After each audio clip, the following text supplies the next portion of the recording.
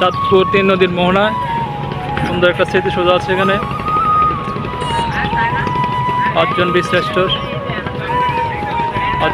না, এখানে হচ্ছে আমাদের এই বাংলাদেশের স্বাধীনতা সনদ স্বাক্ষর হয়েছিল, যে সেই স্বাক্ষরিত ছবি দেওয়া আছে।